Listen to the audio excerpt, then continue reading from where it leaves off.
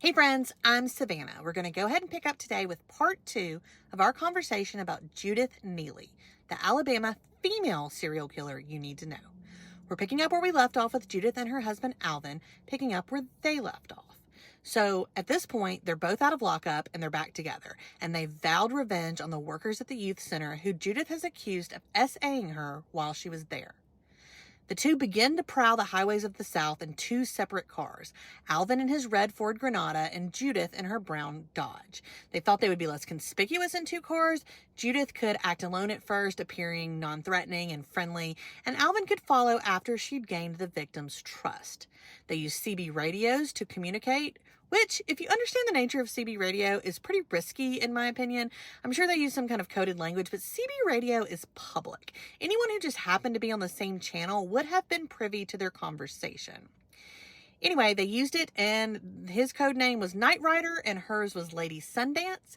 The first violent act in the Neely spree took place in September of 1982 against Ken Dooley, a counselor at the Youth Development Center, and his family.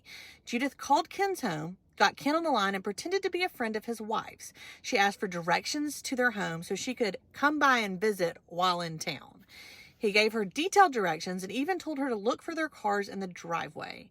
His wife was away at the time that she called, but when she returned home later, Ken told her about the conversation, and she expressed that she had no such friend.